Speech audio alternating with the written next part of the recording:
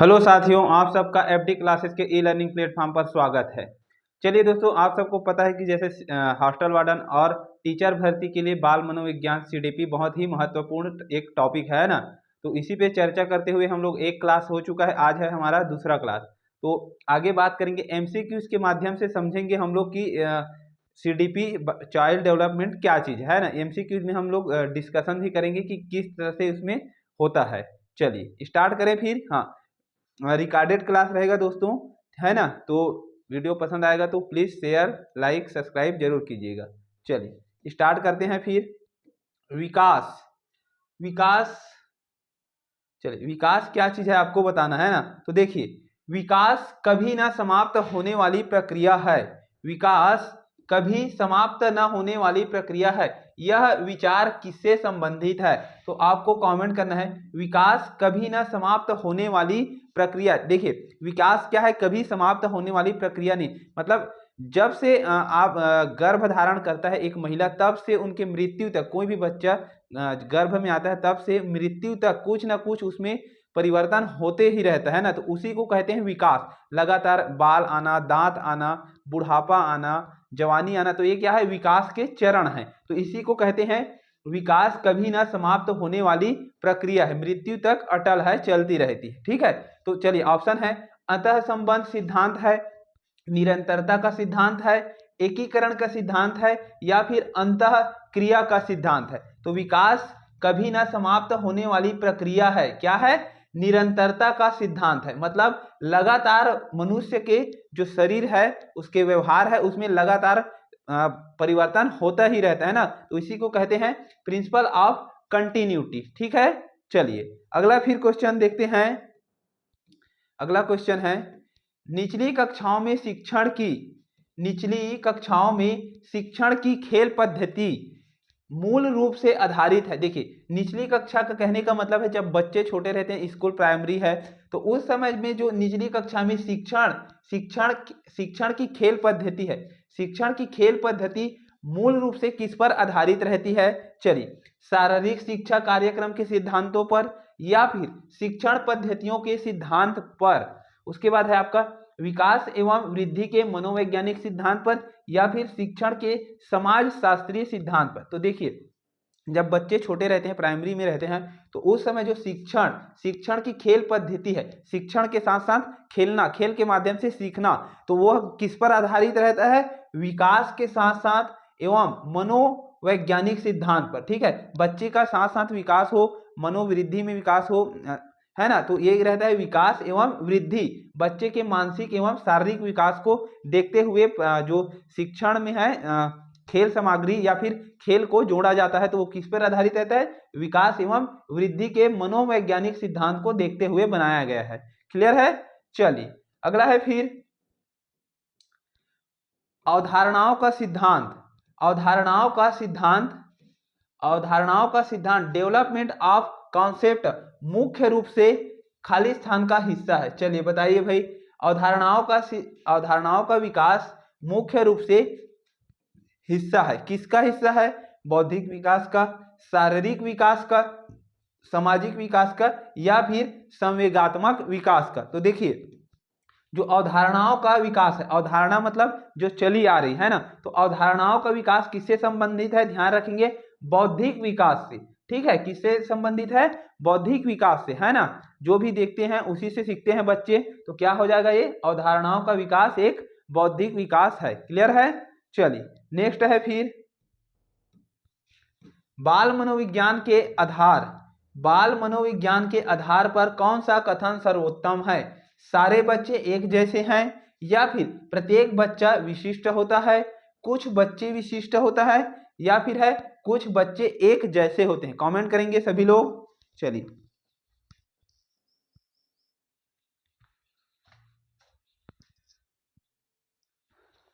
सभी लोग कमेंट करते रहेंगे भाई। चलिए तो देखिए, बाल मनोविज्ञान के आधार पर कौन सा कथन सर्वोत्तम है? तो बाल मनोविज्ञान के हिसाब से आपको बताना है। देखिए, प्रत्येक बच्चा विशिष्ट होता है। देखिए, हर बच्चे में कुछ अलग अलग गुण होता है। अपने आप में बच्चा कोई इंजीनियर, तो कोई डॉक्टर, मतलब कहने का मतलब है अलग अलग गुण। किसी को खेल पसंद है तो किसी को गाना पसंद है तो किसी को और कुछ पसंद, किसी को खाना पसंद है। तो ये क्या चीज कहलाता है, यही प्रत्येक बच्चा का विशिष्ट गुण है। प्रत्येक बच्चा मतलब हर का अलग अलग है ना, किसी का कॉपी नहीं है वो। तो क्या कहलाता है, यही प्रत्येक बच्चा का एक अपना विशिष्ट गुण होता है। किसी को पढ़ाई में इंटरेस्ट तो किसी को घूमने का इंटरेस्ट है, तो यही है आपका प्रत्येक बच्चा एक विशिष्ट होता है। क्लियर है दोस्तों। चलिए, रिकॉर्डेड क्लास है तो आप लोग प्लीज जिस भी क्वेश्चन में अगर आपको डाउट रहता है प्लीज कमेंट बॉक्स में कमेंट जरूर कीजिएगा, है ना। चलिए स्टार्ट करते हैं फिर। व्यक्तिगत शिक्षार्थी, व्यक्तिगत व्यक्तिगत शिक्षार्थी एक दूसरे से खाली स्थान में भिन्न होते हैं। देखिए, व्यक्तिगत शिक्षार्थी एक दूसरे से खाली स्थान में भिन्न होते हैं विकास की दर में, विकास क्रम में, या फिर विकास की सामान्य, या फिर है आपका वृद्धि एवं विकास के सिद्धांतों पर। तो देखिए, व्यक्तिगत शिक्षार्थी मतलब बच्चे, शिक्षार्थी जो हैं एक दूसरे से भिन्न होते हैं। कहने का मतलब है कि विकास की दर इसका राइट आंसर होगा। क्या क्यों होगा, देखिए हर बच्चे में विकास होता है, लेकिन कोई बच्चा को किसी चीज जल्दी समझ आता है तो किसी को लेट से समझ आता है। तो वही है, हर का अलग अलग एक दर रहता है। किसी को गाना गवाना है तो वो एक बच्चा जल्दी गाना गा लेता है, दूसरा लेट से गाता है या सीख नहीं पाता। तो वही है विकास की दर, है ना। किसी में बहुत जल्दी रहता है, किसी में लेट हो जाए, सबका अपना अपना एक निश्चित दर होता है। क्लियर है, तो उसी को कहते हैं विकास की दर। ठीक है, चलिए अगला है फिर मानवीय मूल्यों जो प्रकृति में सार्वत्रिक है। पर प्रकृति में क्या है, सार्वत्रिक मतलब सभी जगह है।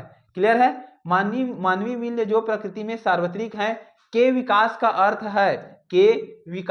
अर्थ है, अंगीकरण, मतारोपण, अनुकरण या फिर अभिव्यक्ति। तो देखिए, मानवीय मूल्य जो प्रकृति में क्या है, सार्वत्रिक है, हमेशा है, सभी जगह है। तो वो क्या होगा, अभिव्यक्ति। कहने का मतलब है अभिव्यक्ति, है ना।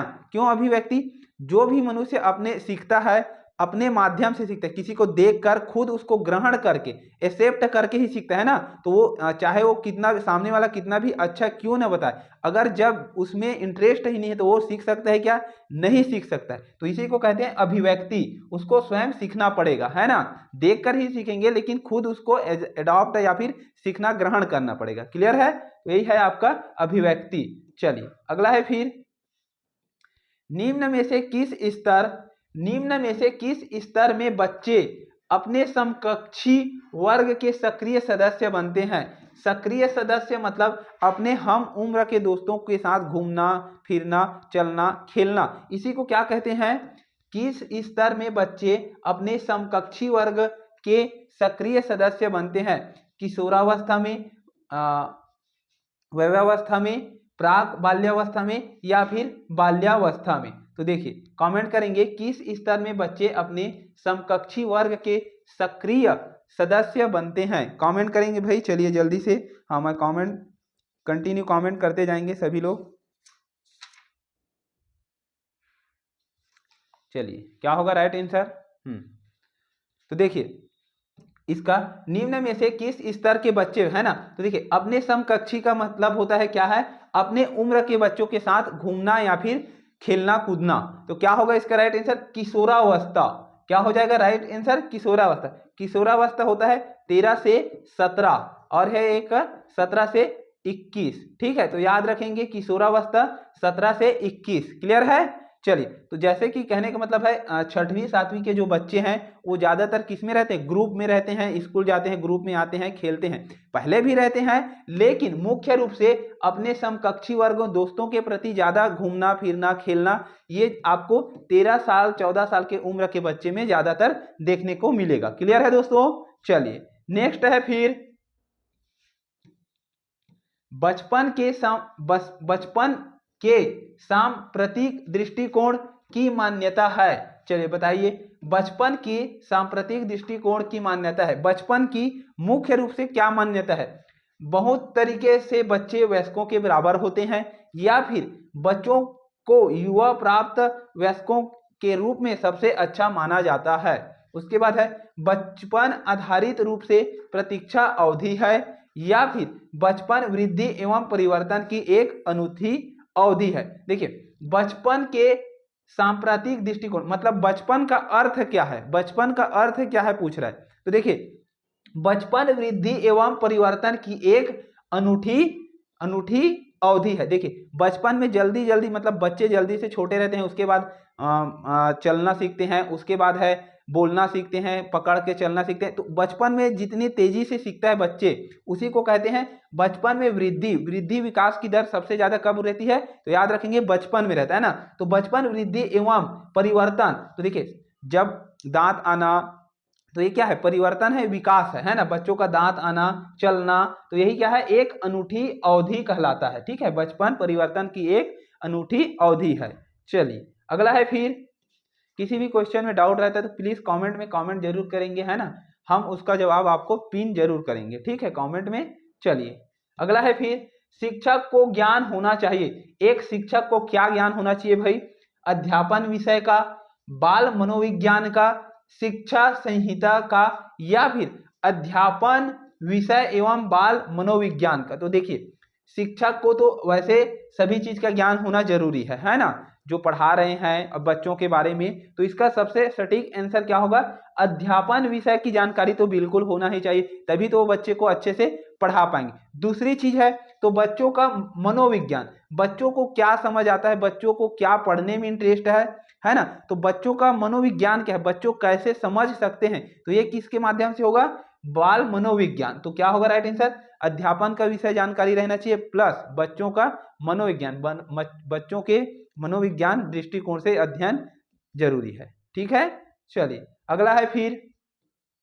शिक्षक एवं विद्यार्थी के मध्य, शिक्षक एवं विद्यार्थी के मध्य संबंध होना चाहिए स्नेह का, विश्वास का, सम्मान का, या फिर ये सभी। तो देखिए शिक्षक एवं विद्यार्थी, शिक्षक और विद्यार्थी के बीच किस तरह का संबंध होना चाहिए, है ना। तो देखिए बच्चे अच्छे से सीखने के लिए टीचर और बच्चे के बीच में स्नेह होना ही चाहिए। ठीक है, विश्वास, विश्वास बिल्कुल जरूरी है, चाहे आप सीखने में हो चाहे घर में हो, विश्वास एक बहुत बड़ी चीज है ना। विश्वास है तभी हम एक दूसरे पर भरोसा करेंगे। ठीक है, उसके बाद है सम्मान, टीचर का सम्मान बिल्कुल जरूरी है बच्चों के प्रति, और बच्चों को टीचर का, दोनों को एक दूसरे का सम्मान बिल्कुल जरूरी है ना। तो क्या होगा इसका उपयुक्त आंसर, उपयुक्त में से सभी। तो याद रखेंगे क्या होगा, ये सभी बिल्कुल जरूरी है। चलिए अगला है, फिर देखिए सीडीपी का क्लास एक ही बार में, मतलब कहने का मतलब है इतना थोड़ा सा समझना पड़ता है ना। तो एक बार दो बार, बार बार देखिए, अगर वीडियो एक बार में समझ नहीं आता है तो दो बार देखिए, तीन बार देखिए, तब जाके अच्छे से और समझ आएगा। क्लियर है ना। तो ये नहीं है कि आप एक बार देखें पूर्ण रूप से आपको समझ आ जाएगा, थोड़ा मुश्किल है ना। तो अगर एक बार में समझ नहीं आता है तो दो बार देखिए, तीन बार देखिए। ठीक है, चलिए अगला है, फिर विकास के संदर्भ में निम्न में से कौन सा कथन सत्य नहीं है। देखिए यहाँ कथन सत्य नहीं है, कीजिए किस क्षेत्र में, विकास के क्षेत्र। विकास की प्रत्येक अवस्था अपने खतरे हैं। देखिए विकास के प्रत्येक अवस्था में एक अपने खतरे हैं, बिल्कुल सही है ना। जैसे जैसे छोटे रहते हैं, छोटे से बड़े होते जाते हैं, तो हर स्टेज में एक अपना खतरा रहता है, सीखने की अलग ही विधि रहती है। ठीक है, उसके बाद है विकास उकसाने बढ़ावा देने से नहीं होता है। तो देखिए ये क्या हो जाएगा, गलत। क्यों गलत हो गया, देखिए उसके बाद है थर्ड, विकास सांस्कृतिक परिवर्तनों से प्रभावित है। तो विकास सांस्कृतिक कार्यक्रम सम्मेलन, अपने जीवन में कुछ भी कार्यक्रम, अब बहुत सारा है ना, तो सांस्कृतिक कार्यक्रम परिवर्तनों को प्रभावित करता है, बिल्कुल सही है। हमें किसी भी चीज को देखकर सीखते हैं, सांस्कृतिक कार्यक्रम हो गया, नाच गाना, कथा पुराण, है ना। तो ये सब चीज, खेल महोत्सव, तो इससे बिल्कुल प्रभावित होता है विकास। ठीक है, उसके बाद है विकास को प्रत्येक अवस्था में अपनी विशेषताएं हैं। तो विकास के हर स्टेज में अलग अलग विशेषता है, सीखने की छोटे हैं तो खेलने की, बड़े हो गए तो समझ गए तो समझदारी की। तो ये अलग अलग अपने अपने जगह में विकास का अपना अपना विशेषता है। ठीक है, तो देखिए सेकेंड ऑप्शन की बात करते हैं, क्या होगा। देखिए विकास उकसाने से बढ़ता है, देने से नहीं होता है। क्या है, विकास उकसाने बढ़ावा देने से नहीं होता है। तो देखिए ये कथन गलत है। क्यों गलत है, नहीं होता है पूछ रहे हैं ना, किसी को उकसाएंगे तो विकास नहीं होगा, ये कह रहा है कथन, लेकिन गलत है। किसी को उकसाने पर भी विकास बढ़ता है। क्यों बढ़ता है, देखिए किसी को अगर हम गलत चीज का बढ़ावा देते हैं, उकसाते हैं, तो उसके गलत व्यवहार में भी बढ़ावा होगा कि नहीं, विकास होगा ना, नहीं होगा ऐसा नहीं है, विकास होगा। किसी को गुस्सा आता है, उसको और गुस्सा दिलाओगे तो उसके गुस्से में वृद्धि हो रहा है ना, मतलब वृद्धि कहने का मतलब है उसके जो गुस्सा है उसमें विकास हो रहा है, तो क्या होगा, ये कथन आपका बिल्कुल गलत है। ठीक है, तो कौन सा कथन सत्य नहीं है, तो यही कथन सत्य नहीं है। क्लियर है। चलिए अगला है फिर, निम्न में से कौन सा विकासात्मक कार्य उत्तर बालावस्था के लिए उपयुक्त नहीं है। उत्तर बालावस्था के लिए उपयुक्त नहीं, उत्तर बालावस्था की बात करें तो 2 से 6 वर्ष आएगा आपका, 2 से 6 है ना, कहीं पर 2 से 7 भी लेते हैं। ठीक है, तो याद रखेंगे 2 से 6, 2 से 7, तो क्या हो जाएगा, उत्तर बालावस्था है ना, तो उत्तर बालावस्था हो जाएगा आपका 7 से 12 होगा। क्या होगा, 7 से 12। पूर्व बालावस्था है आपका 2 से 6, याद रखेंगे। ठीक है, तो उत्तर बालावस्था क्या हो जाएगा, 7 से 12। तो देखिए, निम्न में से कौन सा विकासात्मक कार्य उत्तर बालावस्था के लिए उपयुक्त नहीं है। सामान्य खेलों के लिए आवश्यक शारीरिक कुशलता सीखना, या फिर पुरुषोचित या स्त्रियोचित सामाजिक भूमिकाओं का प्राप्त करना, व्यक्तित्व आत्मनिर्भरता प्राप्त करना, या फिर अपने हम उम्र बालकों के साथ रहना सीखना। तो देखिए, विकासात्मक कार्य उत्तर बाल्यावस्था में उपयुक्त नहीं, तो कौन सा नहीं होगा, पुरुषोचित या फिर स्त्री योचित सामाजिक भूमिकाओं को प्राप्त करना। क्यों नहीं है, देखिए बच्चे लगभग अगर 6 से 12 वर्ष के उम्र में अगर आप उसको सामाजिक कार्यक्रम में व्यस्त रहते हैं तो ये उनके विकास को काफी प्रभावित करने वाला है ना। तो ये कथन क्या है, उत्तर बालावस्था के लिए बिल्कुल ही सही नहीं है, क्योंकि उस उम्र में बच्चे सीखने खेलने का उम्र रहता है। क्लियर है, तो ये वाला कथन आपका गलत होगा। चलिए अगला है फिर, पुरुषोचित थोड़ा वर्ड अजीब है ना। चलिए, विकास का अर्थ है, कमेंट करेंगे भाई, विकास का अर्थ है परिवर्तनों की उत्तरोत्तर श्रृंखला, या फिर अभिप्रेरणाओं के फलस्वरूप होने वाले परिवर्तनों की उत्तरोत्तर श्रृंखला, या फिर अभिप्रेरणा एवं अनुभव के फलस्वरूप होने वाले परिवर्तनों की उत्तरोत्तर श्रृंखला। और ऑप्शन डी है आपका परिपक्वता एवं अनुभव के फलस्वरूप होने वाले परिवर्तनों की श्रृंखला। तो देखिए, विकास किसे कहते हैं, विकास का अर्थ क्या होता है, विकास का अर्थ है परिपक्वता एवं अनुभव के फलस्वरूप होने वाले परिवर्तन को ही क्या कहा जाता है, विकास कहा जाता है ना। लगातार सीखते जाते हैं, परिपक्व होते जाते हैं, बच्चे हो चाहे बुजुर्ग हो, तो क्या हो जाएगा, परिपक्वता एवं अनुभव के फलस्वरूप होने वाले परिवर्तन को विकास कहा जाता है। चलिए नेक्स्ट है फिर, खिलौने की आयु कहा जाता है, खिलौने की आयु टॉय एज किसे कहा जाता है, पूर्व बाल्यावस्था, उत्तर बाल्यावस्था, शैशवावस्था, या फिर ये सभी। तो देखिए, पूर्व बाल्यावस्था मतलब 2 से 6 वर्ष, तो क्या हो जाएगा, इसी को कहा जाता है खिलौने की आयु या फिर टॉय एज। इस समय बच्चे क्या है, खेलने में ज्यादातर व्यस्त रहते हैं। क्लियर है, चलिए बिल्कुल सही है, सभी लोग कमेंट करते जाएंगे भाई। निम्न में से कौन सी पूर्व बाल्यावस्था की विशेषता नहीं है, कमेंट करेंगे। हाँ, निम्न में से कौन सी पूर्व बाल्यावस्था की विशेषता नहीं है। पूर्व बाल्यावस्था अभी बताया हूं जस्ट, क्या होगा, 2 से 6। ठीक है, तो पूर्व बाल्यावस्था दल समूह में रहने की अवस्था, अनुकरण करने की अवस्था, प्रश्न करने की अवस्था, खेलने की अवस्था। तो देखिए, छोटे रहते हैं बच्चे, बहुत खेलने में क्या रहते हैं, व्यस्त रहते हैं।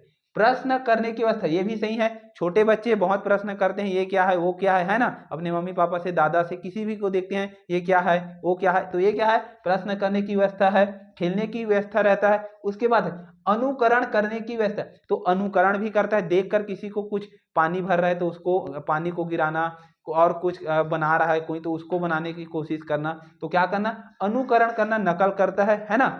उसके बाद है दल समूह में रहने की अवस्था, तो ये क्या हो जाएगा, गलत, ये नहीं है। छोटे बच्चे 2 से 6 उस समय दल में रहना नहीं जानते हैं ना, अगर कोई दल रहता है तो उसके साथ खेलते हैं, ऐसा नहीं है, लेकिन दल में रहना है ये उसकी प्राथमिकता नहीं रहती है। तो क्या हो जाएगा राइट आंसर, दल समूह में रहने की अवस्था। चलिए अगला है, किसी भी क्वेश्चन में डाउट रहता है तो प्लीज कमेंट में जरूर कीजिएगा, है ना, कमेंट। उत्तर बाल्यावस्था में बालक भौतिक वस्तुओं के किस आवश्यक तत्व को परिवर्तन समझने लगता है। देखिए उत्तर बाल्यावस्था बताया हूं ना, 7 से 12 वर्ष। तो उत्तर बाल्यावस्था में भौतिक वस्तुओं के किस आवश्यक तत्वों में परिवर्तन समझने लगता है। देखिए तो द्रव्यमान और संख्या में द्रव्यमान, संख्या और क्षेत्र। तो उस समय जब 7 से 12 वर्ष के बच्चे होते हैं उनको छोटा बड़ा ये सब समझ आने लगता है, गिनती समझ आने लगता है, पढ़ते हैं तो, है ना। तो क्या हो जाएगा, संख्या, क्षेत्र, द्रव्यमान सभी में जानकारी होने लगती है। क्लियर है, इसीलिए 6वीं क्लास से बच्चे को एडमिशन चालू हो जाता है। क्लियर है। चलिए फिर है नेक्स्ट क्वेश्चन,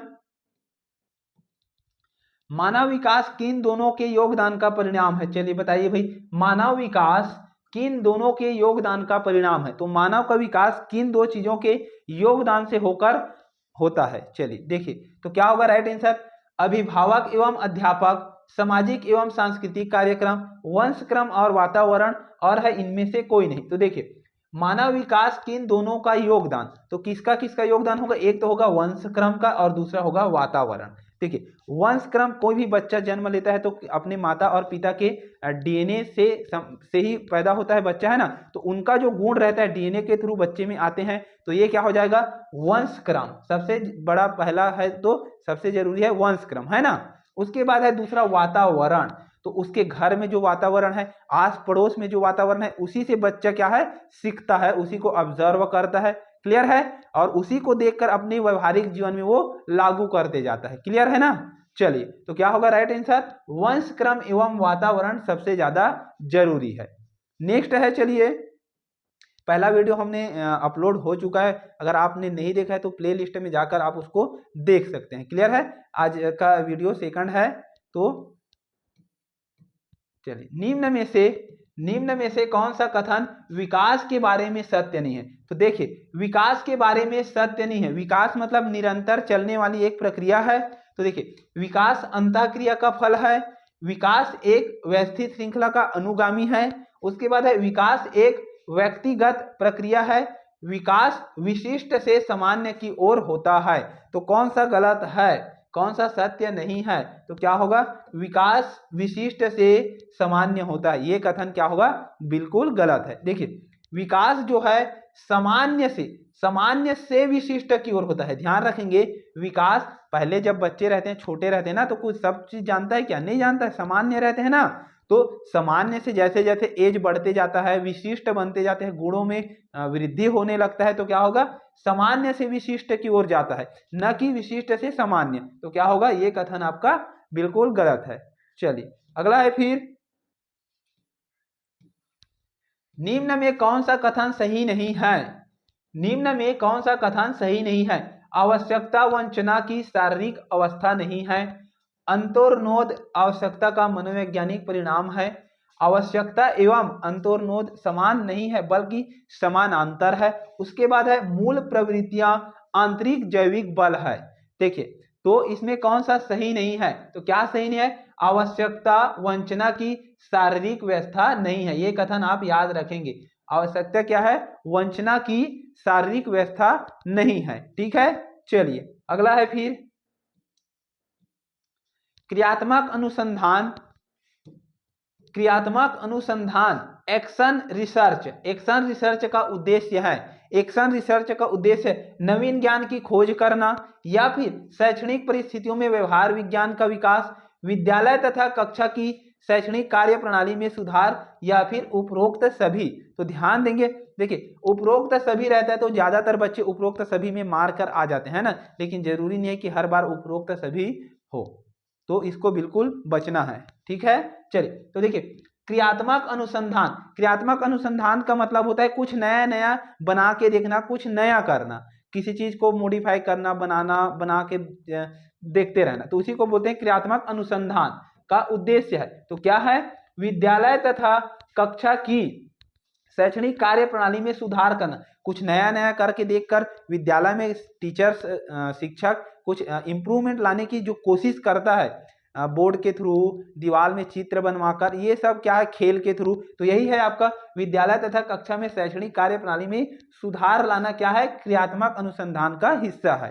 चलिए अगला है फिर बच्चे को मोटिवेट करके, चलिए शर्म तथा गर्व, शर्म तथा गर्व जैसी भावना का विकास का अवस्था होता है। तो देखिए बच्चे में शर्म, शर्म किसी काम के प्रति शर्म तथा गर्व है ना, किस अवस्था से चालू हो जाता है, तो शैशवावस्था से, बाल्यावस्था से, किशोरावस्था से या फिर वृद्धावस्था से। तो देखिए ये कब से चालू हो जाता है, बाल्यावस्था, ध्यान रखेंगे बाल्यावस्था से बच्चे को शर्म, गर्व ये सब चीज समझ आने लगता है। क्लियर है ना, किसी को बच्चे को डांटो चिल्लाओ तो वो समझ जाता है, ठीक है, किसी को मुस्कुरा कर बात करे तो वो भी उसको समझ जाता है ना। तो क्या होगा, बाल्यावस्था है ना, तो उसको अपने काम के प्रति अच्छा किया है करे बोलोगे तो खुश हो जाता है ना।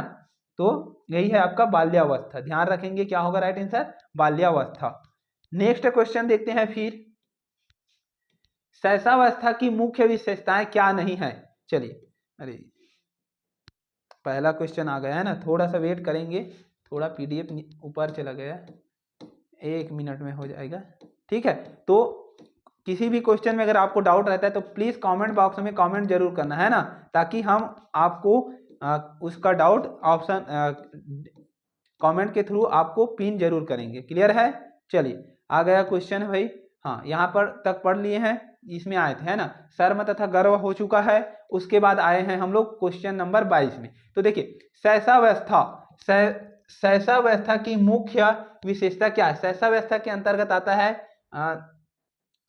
जीरो से जन्म से है ना, जन्म या फिर गर्भ भी बोल सकते हैं ना, गर्भ से लेकर सीधा 2 वर्ष तक, ठीक है, इसको कहेंगे गर्भ से 2 वर्ष तक को क्या कहते हैं, शैशवावस्था कहते हैं। क्लियर है, हाँ, गर्भ से लेकर गर्भ से लेकर जन्म तक क्या कहेंगे, गर्भ से लेकर जन्म तक, ठीक है, जन्म तक क्या कहा जाता है, शैशवावस्था कहा जाता है, ठीक है, गर्भ से लेकर जन्म तक 9 महीना को शैशवावस्था कहा जाता है। चलिए आगे देखते हैं, तो भी शैशवावस्था की मुख्य विशेषताएं क्या नहीं है। सीखने की प्रक्रिया, सीखने की प्रक्रिया में तीव्रता, जिज्ञासा की प्रवृत्ति, चिंतन की प्रवृत्ति या फिर अनुकरण करने की प्रक्रिया। देखिए अलग अलग वैज्ञानिक का अलग अलग मत है ना, एक का है जन्म से लेकर 2 वर्ष तक को भी लेते हैं शैशवावस्था में, तो इसको भी याद रखना है, ठीक है। तो देखिए शैशवावस्था की मुख्य विशेषता क्या नहीं है, तो शैशवावस्था की मुख्य विशेषता क्या नहीं है, सीखने की प्रक्रिया में तीव्रता, जिज्ञासा की प्रवृत्ति, चिंतन प्रक्रिया या फिर अनुकरण तथा सीखने की प्रवृत्ति। तो देखिए बच्चे जब छोटे रहते हैं, 1 साल का रहते हैं, 6 माह का रहते हैं, शैशवावस्था में रहते हैं, तो उस समय बच्चे को सीखने की प्रक्रिया बिल्कुल रहता है। कैसे रहता है, अगर हंसो तो बच्चा हंसने लग जाता है, तो ये क्या है, सीखने की प्रक्रिया। जिज्ञासा की प्रवृत्ति, जिज्ञासा की प्रवृत्ति बच्चे को अगर पाओ तो वो आपके पास आने लगता है, तो ये भी क्या है, जिज्ञासा की प्रवृत्ति है, ठीक है। उसके बाद है अनुकरण द्वारा सीखने की, तो अनुकरण करता है, आप हंसोगे तो वो हंसने लगता है ना, तो बच्चे समझते हैं, आपके भावनाओं को समझने लगता है, तो क्या है, अनुकरण की प्रकृति भी होती है, लेकिन चिंतन की प्रक्रिया नहीं होता है। शैशवावस्था में जो बच्चे छोटे हैं, 2 साल से छोटे, उनके सोचने की या किसी चीज में चिंतन करने की जो प्रक्रिया है वो उत्पन्न नहीं रहती है, ठीक है। तो ध्यान रखेंगे, थिंकिंग प्रोसेसेस नॉट अवेलेबल। चलिए अगला है फिर, किस वैज्ञानिक के अनुसार विकास एक सतत और धीमी प्रक्रिया है। किस वैज्ञानिक के अनुसार जो विकास है एक लगातार तो है लेकिन एक धीमा है, स्लो मोशन में। तो किसने कहा है, कोलेस्निक ने, पियाजे ने, स्किनर ने या फिर हरलॉक ने। तो ध्यान देंगे यह कथन किसका है भाई, स्नीकर का है। किसका है यह कथन, स्नीकर का। चलिए नेक्स्ट क्वेश्चन है फिर, हमारा जो सीरीज चल रहा है सीडीपी का, उसमें हम लोग रोज per day by day 30 question करेंगे, है ना। आपका जो डीएड है, बीएड है, इनका एंट्रेंस एग्जाम में यहाँ से आपको क्वेश्चन बिल्कुल देखने को मिलेगा। साथ ही हॉस्टल वार्डन में 10 नंबर का मोस्ट इंपॉर्टेंट होने वाला है आपका ये, और शिक्षक भर्ती के लिए तो फिर उसमें तो पूरा 30-30 नंबर का आपको आता ही है। चलिए बाल्यावस्था होती है, तो बाल्यावस्था होती है 5 वर्ष, 21 वर्ष, 12 वर्ष या फिर कोई भी नहीं। तो बाल्यावस्था क्या होती है, 12 वर्ष। कहाँ से स्टार्ट हो जाता है? 2 से सीधा सीधा 12 वर्ष। बाल्यावस्था दो भाग है, एक पूर्व बाल्यावस्था और दूसरा है उत्तर बाल्यावस्था। ठीक है, याद रखेंगे। चलिए, बाल्यावस्था उत्तर है, एक है उत्तर और एक है आपका पूर्व। पूर्व बाल्यावस्था में आपका आ जाता है 2 से 6 और इसमें आ जाता है 7 से 12। ठीक है, तो याद रखेंगे, दो है, दो भागों में बाल्यावस्था को डिवाइड किया गया है। अगला है फिर विकास। विकास में वृद्धि से तात्पर्य है, विकास में देखिए, विकास लगातार हमारे बॉडी में विकास होता जाता है, बच्चे में विकास होता जाता है ना, निरंतर चलने वाली प्रक्रिया है विकास, आपको पता ही है। तो विकास में वृद्धि, विकास में जो वृद्धि होती है, ज्ञान में वृद्धि, संवेग में वृद्धि, वजन में वृद्धि, आकार, सोच, समझ, कौशलों में वृद्धि, तो सभी चीज में वृद्धि होती है। ध्यान रखेंगे, विकास के साथ साथ हमारे शारीरिक, मानसिक सभी चीज में क्या होता है? लगातार वृद्धि होता जाता है। तो ध्यान रखेंगे, विकास में वृद्धि से तात्पर्य है आकार में, सोच में, समझ, कौशलों में वृद्धि को ही विकास में वृद्धि कहा जाता है। ठीक है, चलिए अगला है फिर परिपक्वता का संबंध है। परिपक्वता मतलब मैच्योरिटी। ठीक है, तो क्या हो जाएगा? परिपक्वता का संबंध है विकास का, बुद्धि का, सृजनात्मक का या फिर रुचि का। तो देखिए, विकास का मतलब क्या है? परिपक्वता। लगातार बच्चे सीख रहे हैं, लगातार हमारे शरीर में विकास हो रहा है, तो इससे क्या है, हमारे में एक उस काम के प्रति बहुत से मैच्योरिटी आती जाती है, तो उसी को कहते हैं विकास। विकास, विकास के साथ साथ परिपक्वता। विकास होता है तो हमारे बॉडी में या फिर हमारे जो किसी भी चीज को कर रहे हैं उसमें जैसे जैसे विकास होता जाएगा, उस काम के लिए हम और ज्यादा अच्छे से तैयार रहेंगे। ठीक है, तो इसको ध्यान रखना है, इसी को कहते हैं मैच्योरिटी। चलिए अगला है फिर सृजनात्मक का मतलब होता है नया कार्य करना, है ना। सृजनात्मक का मतलब होगा नया कार्य होगा। ठीक है, चलिए तनाव और क्रोध। तनाव और क्रोध, तनाव और क्रोध की अवस्था है। देखिए, तनाव, बच्चे को तनाव और क्रोध कब ज्यादातर होता है, इसको ध्यान रखना है। तो कब होता है? शैशवावस्था में, शैशवावस्था में या फिर किशोरावस्था में। शैशवावस्था बताया ना, 0 से 2 वर्ष, मतलब गर्भ से लेकर 2 वर्ष तक। ठीक है, गर्भ से लेकर 2 वर्ष, याद रखेंगे गर्भ। ठीक है, क्या हो जाएगा? गर्भ, गर्भ से लेकर 2 वर्ष। ठीक है, उसके बाद है किशोरावस्था। किशोरावस्था में आता है आपका 13 से लेकर 21। क्या है? 13 से 21, इसको भी दो भागों में बांटा है।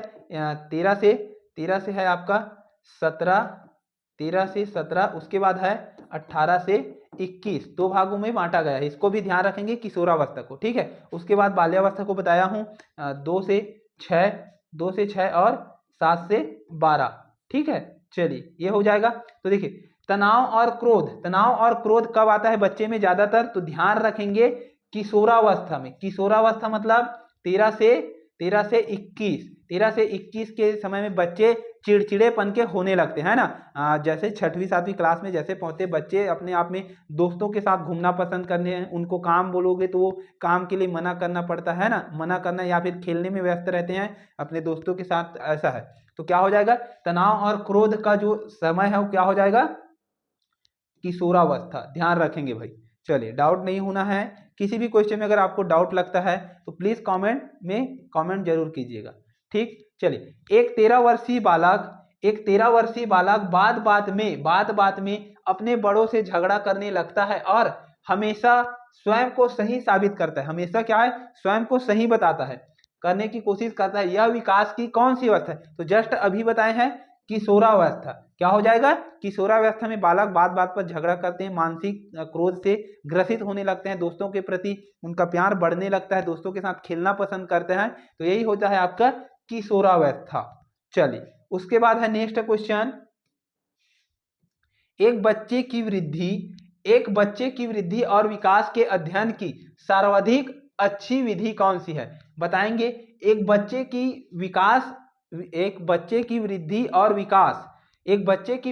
और विकास के अध्ययन की सर्वाधिक अच्छी विधि कौन सी है? चलिए, मनोविश्लेषण विधि या फिर तुलनात्मक विधि या फिर विकासीय विधि या फिर सांख्यिकी विधि। तो चलिए बताइएगा भाई, एक बच्चे की वृद्धि और विकास के अध्ययन कि सर्वाधिक अच्छी विधि कौन सी है, तो कौन सी विधि होगी, विकासीय विधि, डेवलपमेंट मेथड। इसी के थ्रू हम एक बच्चे के विकास को जांच सकते हैं, परख सकते हैं, उनसे सीख सकते हैं या उनसे अनुभव प्राप्त कर सकते हैं। तो कौन सी विधि किसी बच्चे की मानसिक और विधि विकास के अध्ययन को साबित करता है, विकास की वृद्धि। ठीक है, चलिए अगला है फिर आज का लास्ट क्वेश्चन है, बच्चे के विकास के सिरस्थ सिद्धांत। सिरस्थ सिद्धांत मतलब, चलिए बच्चे के विकास के सिरस्थ सिद्धांत के अनुसार, सिरस्थ सिद्धांत के अनुसार निम्न में से कौन सा कथन सत्य है। सिरस्थ सिद्धांत क्या कहता है कि बच्चे का जो विकास है सर से लेकर पांव तक होता है ना।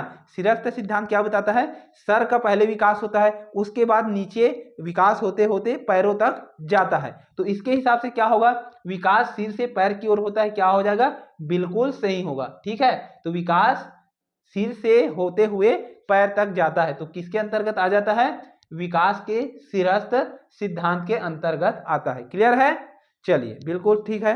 हाँ, वीडियो पसंद आया होगा तो लाइक, सब्सक्राइब एंड शेयर जरूर कीजिएगा। और पहला क्लास आप लोगों ने जिसने भी नहीं देखा है, प्ले लिस्ट में जाकर आप पहला क्लास भी देख सकते हैं। और हम पर डे इसी तरह से 30 क्वेश्चन का MCQ के साथ साथ पूरा डिफिनेशन डिफाइंड भी करेंगे, है ना। और लगातार ये क्लास हमारा चलता रहेगा, तो अधिक से अधिक अपने दोस्तों तक शेयर कीजिए और पसंद आया हो तो लाइक, सब्सक्राइब जरूर कीजिए। जय हिंद, जय छत्तीसगढ़।